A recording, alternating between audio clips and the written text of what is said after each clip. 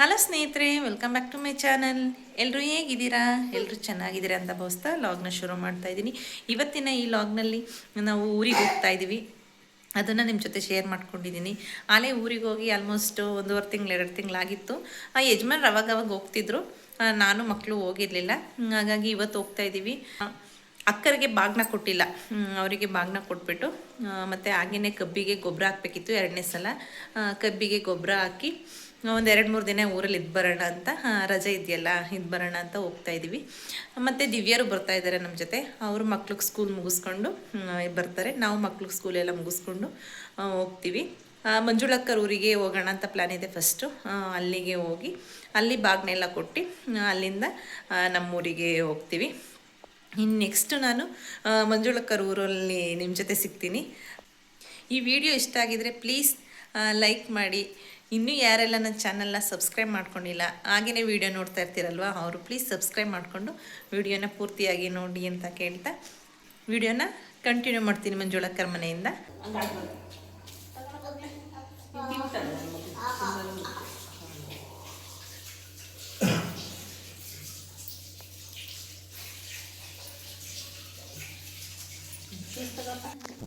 ಇವಾಗ ಮಂಜುಳಕ್ಕರ ಊರಿಗೆ ಬಂದ್ವಿ. ನೈಟ್ ಆಲೇ 9:30 ಆಗಿತ್ತು. ತುಂಬ ಟ್ರಾಫಿಕ್ ಇತ್ತು, ಬೇಗ ಅಂತೂ ಬರೋಕ್ಕಾಗಲಿಲ್ಲ. 8:30 ಎಷ್ಟೊತ್ತಿಗೆ ರೀಚ್ ಆಗ್ತೀವಿ ಅಂದ್ಕೊಂಡು, ಆದರೆ 8:30ಗೆ ಬರೋಕ್ಕಾಗಲಿಲ್ಲ. 9 ಗಂಟೆ 9:30 ಆಗೋಯಿತು. ಅಕ್ಕ ನಾನ್ ವೆಜ್ ಅಡುಗೆ ಮಾಡಿದರು, ಮಟನ್ ಸಾಂಬಾರು, ಚಿಕನ್ ಫ್ರೈ ಮತ್ತು ಕಬಾಬ್ ಎಲ್ಲ. ಊಟ ಎಲ್ಲ ಮಾಡಿಕೊಂಡು ಇವಾಗ ಗೃಹ ಪ್ರವೇಶದ ಫೋಟೋ ಬಂದಿತ್ತು, ಹಾಗೆಯೇ ಫೋಟೋ ನೋಡ್ತಾ ಇದ್ದೀವಿ. ತುಂಬ ಚೆನ್ನಾಗಿ ಬಂದಿತ್ತು ಫೋಟೋ. ನಮ್ಮ ದಿವ್ಯ ಹೇಳ್ತಾ ಇದ್ಲು, ಈ ಕೆಲವೊಂದು ಫೋಟೋಗಳು ತುಂಬ ಚೆನ್ನಾಗಿ ಬಂದೈತೆ, ಇನ್ನೊಂದು ಕೆಲವೊಂದು ಪದೇ ಪದೇ ಅದೇ ಫೋಟೋನ ಹಾಕಿದ್ದಾರೆ ಅಂತ.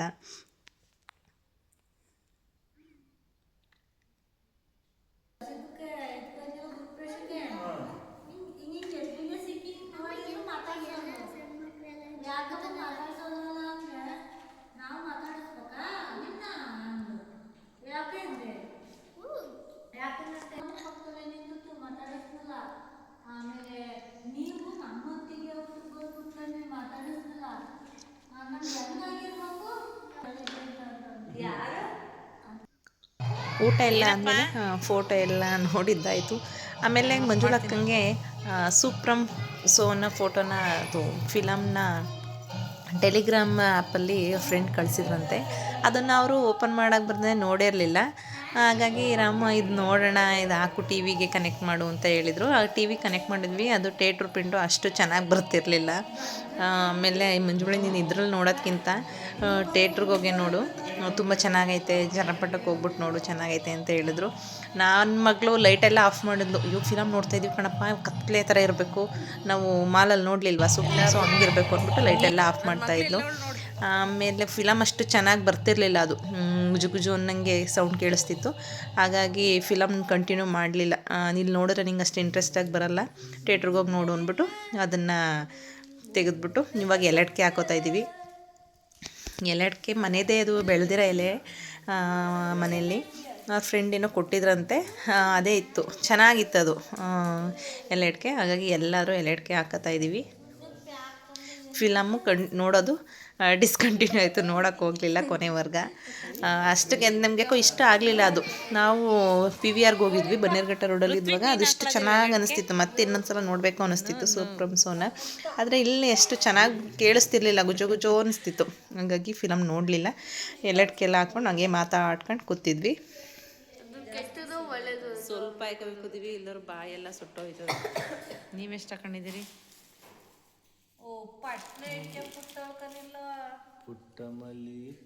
ನೀನು ಎಲೆ ತೊಟ್ಟು ಮಾತ್ರ ತಿನ್ಬೇಕು, ಎಲೆ ತೊಟ್ಟು. ಎಲ್ಲರಿಗೂ ಬೀಡ ಮಾಡ್ಕೊಡ್ತಾ ಇದೀಯ ನೀನು? ಸರಿ ಆಯ್ತು, ಮಾಡಪ್ಪ.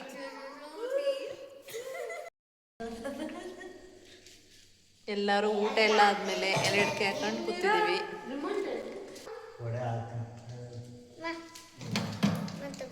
ನಂಗೆ ರೆಡಿ ಮಾಡ್ಕೊಟ್ಟಿದ್ಯಪ್ಪ ಬೀಡನ. ಇದಕ್ಕೆ ಇಷ್ಟೊಂದು ಸಕ್ಕರೆ ಹಾಕ್ಬಾರ್ದು.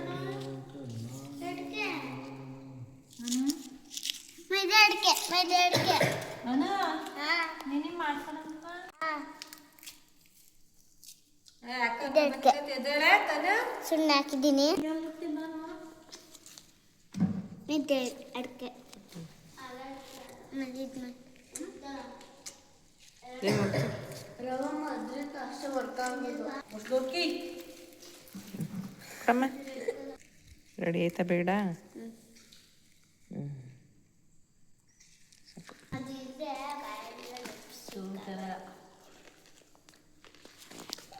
ಮಜಾ ಬರ್ತದ ಅಡಿಕೆ ಬೇಕು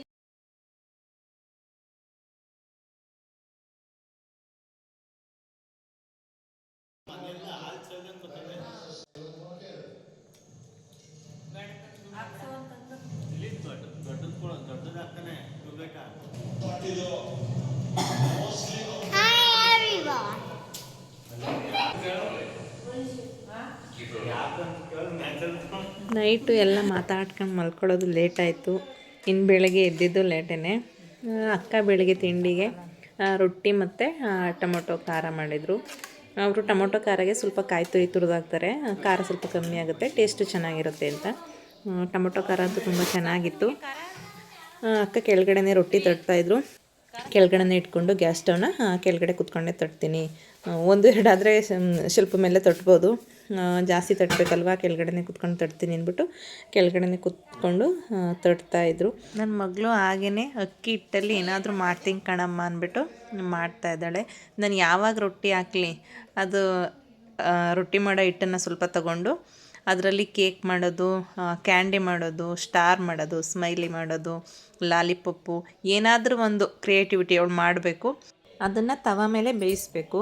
ಅದನ್ನು ತಿನ್ನೋದಿಲ್ಲ ಏನಿಲ್ಲ, ಅವಳೇನೋ ಮಾಡಿರೋದನ್ನ ಬೇಯಿಸಿ ನೋಡಬೇಕು ಅವಳು ಚೆನ್ನಾಗಿ ಬಂದಿದೆಯಾ ಅಂತ. ಇಲ್ಲಿ ಬೆಕ್ಕಿನ ಸುದ್ದಿಗೆ ಜಗಳ ನಡೀತಾ ಇದೆ. ಮಂಜುಳಕ್ಕರ ಮನೆಯಿಂದ ನಾವೊಂದು ಬೆಕ್ಕಿನ ಮರಿ ತೊಗೊಂಡೋಗಿದ್ವಿ ಬೇಡಗ್ನಳ್ಳಿಗೆ. ಅಲ್ಲಿ ಜಾಸ್ತಿ ದಿನ ನೋಡ್ಕೊಳಕ್ಕಾಗಲಿಲ್ಲ. ನಮ್ಮ ಪಕ್ಕದ ಮನೆ ಜಯಂತಕ್ಕರು ಕೊಟ್ಬಿಟ್ವಿ. ಅವರು ಅದನ್ನು ಚೆನ್ನಾಗಿ ನೋಡ್ಕೊಂಡಿದ್ರು. ಇವಾಗ ಅದನ್ನು ಮರಿ ಹಾಕಿದೆ. ಅದ್ರ ಮರಿನ ನಾವು ನಮ್ಮ ಮನೆಗೆ ತೊಗೊಬಂದು ಮಡಿಕೊಂಡಿದ್ವಿ. ಅದನ್ನು ದಿವ್ಯಾ ಅದನ್ನು ನಮ್ಮ ಮರಿ, ನಾವು ಕೊಟ್ಟಿರೋದು, ಅದನ್ನು ನೀವು ಸಾಕೊಂಡಿದ್ದೀರಾ ಅಂತ ಹೇಳ್ತಾಯಿದ್ರು. ಅದಕ್ಕೆ ನನ್ನ ಮಗಳು ಅವ್ರ ಅತ್ತೆ ಹತ್ರ ವಾದ ಮಾಡ್ತಾ ಇದ್ದಾಳೆ ನೋಡಿ.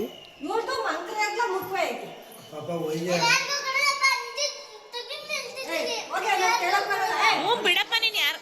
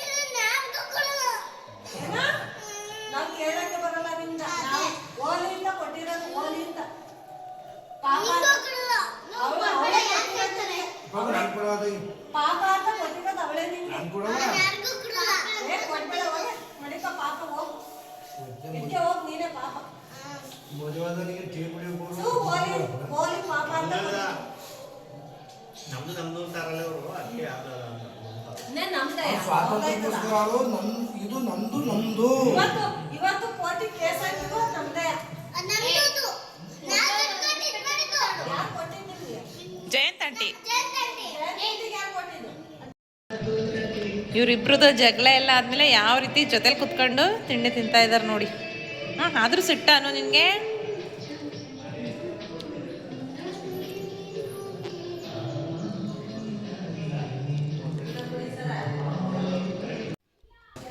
ತಿಂಡಿ ಎಲ್ಲ ಮುಗಿಸ್ಕೊಂಡು ಅವ್ರ ಅತ್ತೆದು, ಅನ್ವಿತಂದು ಮತ್ತು ಮೋಕ್ಷಂದು ಎಲ್ಲ ಜಗಳ ಎಲ್ಲ ಮುಗ್ದಾದ್ಮೇಲೆ ಬಾಗಿನ ಕೊಡೋಕ್ಕೆಲ್ಲ ರೆಡಿ ಮಾಡ್ತಾಯಿದ್ದೀನಿ. ನನ್ನ ಮಗಳು ಸಮಾಧಾನ ಮಾಡೋದೇ ಒಂದು ದೊಡ್ಡ ವಿಚಾರ ಆಯಿತು. ಬೆಕ್ಕು ನಮ್ಮದು ಅಂತ ವಾದ ಮಾಡಿದ್ದು ಬಿಟ್ಕೊಡ್ಲೇ ಇಲ್ಲ ಅವಳು. ಕೊನೆಗೂ ನಾನು ಕೊಡಲ್ಲ ಅಂತಲೇ ಮಾಡಿದ್ಲು. ಸರಿ ಅಂದ್ಬಿಟ್ಟು ಇವಾಗ ಬಾಗಿನಕ್ಕೆಲ್ಲ ರೆಡಿ ಮಾಡ್ತಾಯಿದ್ದೀನಿ.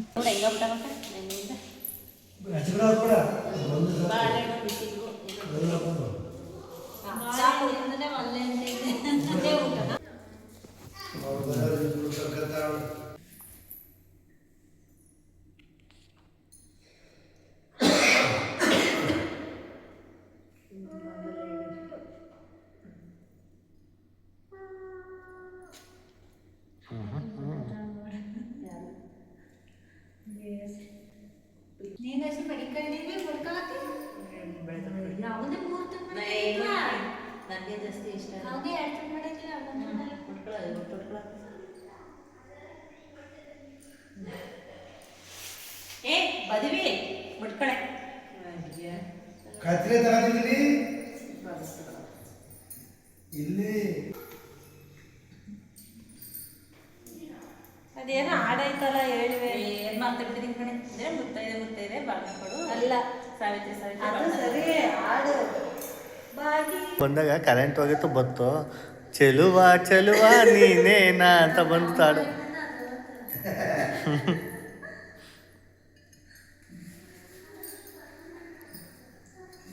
ಮನೇಲಿ ಇದು ನೀರು ಏ ನನ್ನ ಸಾಕು ರಾಕಿ ಕಟ್ಟ್ಯಾರ ಅಲ್ಲೇ ಅವನಿಗಿರೋದು ಒಬ್ಬಳೇ ತಂಗಿ ಯಾರು ಬಿಟ್ಟು ಅಧಿಕಾರ ಇಲ್ಲ ಅಂತ ನಮ್ಮಗಡೆ ನೀನಿಗನ್ನು ಮಜ್ಜಿಗೆ ಹೋಗ್ಬೇಕು ಇವ ಭಾಗ ಕೊಡ್ತಲ್ಲ ಅಂತ ಅಂದು ಹ್ಞೂ ಈಗ ಕೊಡೋ ನಡೀಲ ಅಕ್ಕಂಗೆ ಮತ್ತು ದಿವ್ಯಂಗೆ ಬಾಗ್ನ ಕೊಟ್ಟಿದ್ದಾದಮೇಲೆ ದಿವ್ಯ ನೀನು ಕುಂಕುಮ ತಗೋ ಅಂದ್ಬಿಟ್ಟು ನನಗೂ ಕುಂಕುಮ ಇಟ್ಟಾಯಿದ್ಲು ಆ ಟೈಮಲ್ಲಿ ದಿವ್ಯ ಒಂದು ಹಾಡು ಹೇಳಿದ್ಲು ಮದುವೆ ಟೈಮಲ್ಲಿ ಹೇಳ್ತಾರಲ್ಲ ಸೋಬಾನೆ ಪದ ಆ ಹಾಡು ಹೇಳೋ ಟೈಮಲ್ಲಿ ನನಗೆ ತುಂಬ ನಗು ಬರ್ತಿತ್ತು ಬಾಗ್ನ ಕೊಡೋ ಟೈಮಲ್ಲಿ ಈ ಹಾಡು ಹೇಳ್ತಾವಳಲ್ಲ ಅಂತ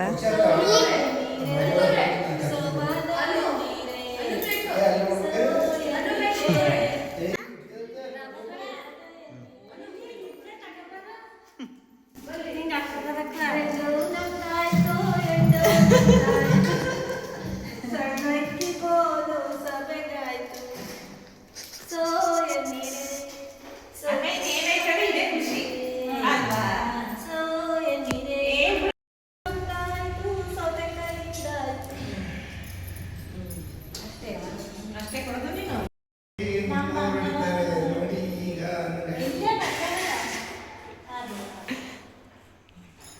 ನಮಗೆ ಕವರ್ ಕೊಟ್ಬಿಡಿ ನಾವು ಕಲ್ತೇವೆ ಆಯ್ತಾ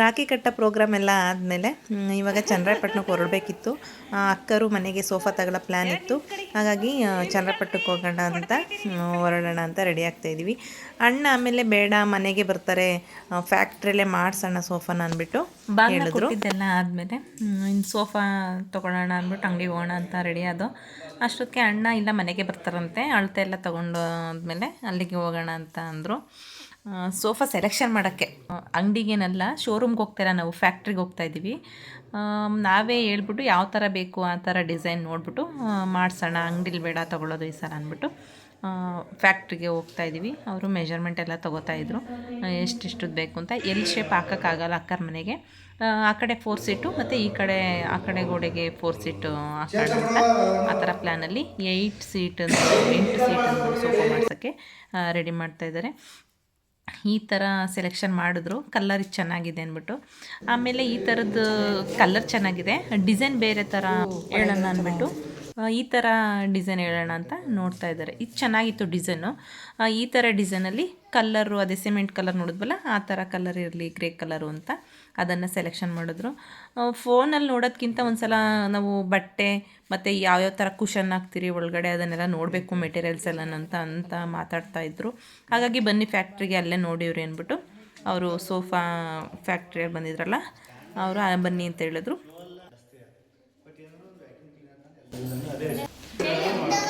ಅದು ಬಾಗ್ನ ಕೊಟ್ಟರೆ ತಗೋಬಾರ್ದು ಕಣಪ್ಪ ಅದು ಕೋಮ್ಲತ್ತೆಗೆ ನಿನ್ಗಲ್ಲಿ ಮನೇಲಿದೆ ಕೊಡ್ತೀನಿ ಅದೆಲ್ಲ ತಗೋಬಾರ್ದು ಬೇಡ ಮನೆ ಇಟ್ಬಿಡು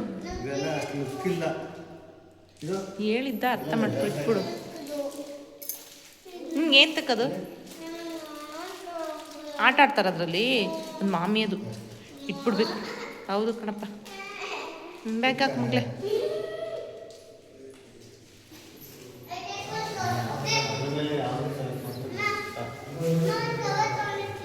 ಏಕೆ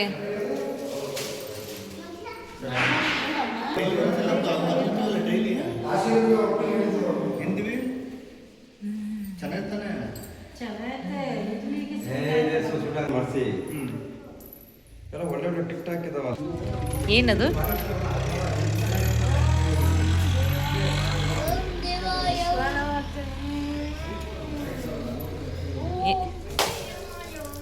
ನಿನ್ನ ಸರಿ ಆಯ್ತು ಡಿಸೈನ್ ಇದೆ ಮಾಡಿದ್ರೆ ಇದು ಬಟ್ಟೆ ಈ ಥರ ಬಟ್ಟೆ ಅದೇ ಹಾಕಿ ಬಟ್ಟೆ ಬಟ್ಟೆ ಬೇಕಾದ್ರೆ ಎಷ್ಟು ದಿವಸ ಅಮ್ಮ ಈಗ ಬಿಟ್ರಿ ಇನ್ನೊಂದು ದಿವಸ ಓದ್ಕೊಳ್ಳೋಣ ಬಟ್ಟೆ ಅದು 60,000 ರೂಪಾಯಿ ಇದೆ 70,000 ರೂಪಾಯಿ ಇದೆ 25,000 ರೂಪಾಯಿ ಇದೆ ಅಂದರೆ 20 ಲೋ ಕ್ವಾಲಿಟಿ ಅದೇ ಡಿಸೈನ್ ಲೋ ಕ್ವಾಲಿಟಿ ಸ್ವಲ್ಪ ಇವಾಗ ಸೋಫಾ ನೋಡೋಣ ಅಂದ್ಬಿಟ್ಟು ಫ್ಯಾಕ್ಟ್ರಿಲಿ ಯಾವ ಥರ ಮಾಡ್ತಾರೆ, ರೆಗ್ಸಿನ್ನು ಬಟ್ಟೆ ಮತ್ತು ಕುಷನ್ನು ಅದರೊಳಗೆ ಹಾಕ್ತಾರಲ್ಲ ಸ್ಪಾಂಜು ಅದೆಲ್ಲ ಯಾವ ಥರ ಇರುತ್ತೆ ಅಂದ್ಬಿಟ್ಟು ನೋಡೋಣ ಅಂತ ಫ್ಯಾಕ್ಟ್ರಿಗೆ ಬಂದ್ವಿ. ನೋಡ್ತಾ ಇದ್ದಾರೆ ನಮ್ಮ ಮನೆಯವರು ಬಟ್ಟೆ ಯಾವ್ದು ಚೆನ್ನಾಗಿದೆ ಅಂತ ಅಂದ್ಬಿಟ್ಟು. ಇದೆಲ್ಲ ಮಾಡಿಟ್ಟಿದ್ರು, ಇದು ರೆಗ್ಸಿನ್ದಿದು. ನಮಗೆ ಈ ಥರ ಬೇಡ, ರೆಗ್ಸಿನಲ್ಲಿ ಒಂಥರ ಮುಟ್ಟಿದ್ರೆ ನೈಸ್ ಬರುತ್ತಲ್ಲ ವೆಲ್ವೆಟ್ ಥರ, ಆ ಥರ ಇರಲಿ, ಕ್ವಾಲಿಟಿ ಚೆನ್ನಾಗಿರಬೇಕು ಅಂತ ನಮ್ಮ ಯಜಮಾನ್ರು ಹೇಳ್ತಾಯಿದ್ರು. ಇಲ್ಲೆಲ್ಲ ಡೈನಿಂಗ್ ಟೇಬಲ್ ಎಲ್ಲ ಮಾಡಿಟ್ಟಿದ್ರು, ಚೆನ್ನಾಗಿತ್ತು. ಇನ್ನೊಂದು ಕಡೆ ಈ ಥರ ಬರೀ ಮೇಲ್ಗಡೆ ಕುಷನ್ ಹಾಕೊಳ್ಳೋದು ವುಡ್ಡಲ್ಲಿ ಮಾಡಿಟ್ಟಿದ್ರು. ನೋಡಿ ಬಟ್ಟೆ ಈ ಥರದಲ್ಲಿ ಇಟ್ಟಿದ್ರು, ಯಾವ್ಯಾವ ಕಲರ್ ಬೇಕೋ ಅದನ್ನು ಸೆಲೆಕ್ಷನ್ ಮಾಡ್ಕೋಬೋದು. ಒಂಥರ ಗಟ್ಟಿ ಇತ್ತು ಮಾತ್ರ ಬಟ್ಟೆ, ಚೆನ್ನಾಗಿತ್ತು. ಕ್ವಾಲಿಟಿಗಳಂತೂ 3 ಥರ ಕ್ವಾಲಿಟಿ ಇತ್ತು. 80,000 ರೂಪಾಯಿ, 60,000, 30,000 ಆ ಥರ ಕ್ವಾಲಿಟೀಲಿ. ನಿಮ್ಗೆ ಯಾವ ಥರ ಬೇಕೋ ಆ ಥರ ಮಾಡಿಕೊಡ್ತೀವಿ ಅಂತ ಹೇಳ್ತಾಯಿದ್ರು. ನಾವು ಮನೆಗೆ ಸ್ವಂತಕ್ಕೆ ಮಾಡಿಸ್ಕೊಳ್ಳೋದ್ರಿಂದ ಚೆನ್ನಾಗಿರೋದೇ ಮಾಡಿ ಅಂತ ಹೇಳ್ತಾಯಿದ್ರು ನಮ್ಮ ಮನೆಯವರು.